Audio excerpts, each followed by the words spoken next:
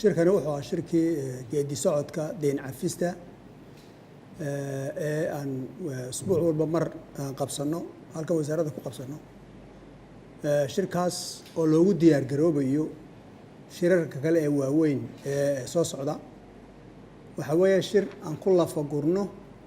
waxyaalihii la nooga baahnaa iyo qabashadooda IMF-ka iyo annagu waxaan kala seexanay agreement baan kala seexanay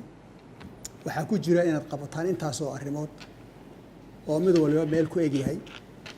qaar baa June ku ekaa qaar baa September ku ekaa qaar baa December ku eg qaar baa March ku eg bisha saddexaad ee sanadka soo socda taasaan ku lafaguraa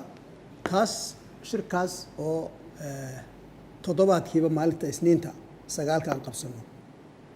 oo ciddii ku shaqalayba timaado halkan ayaa maanta aan ka dhignay shalay annagoo u joojinay baarlamaanka shirki uu lahaa goluhu taasaa ra'iisul wasaaruhu maanta nagu sharfay oo nagala soo qayb galay inta badanna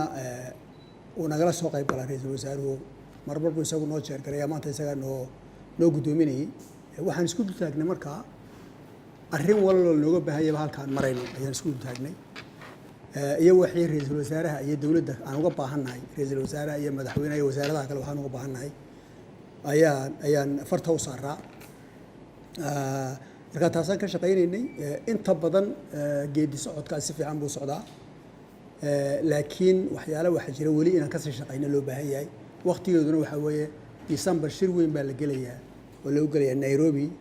oo IMF oo aan halkan iman karaynin baa Nairobi imanaysa annaguna halkaas aan tagaynaa marka shirkani runtii wuxuu u diyaar garow shirka weyn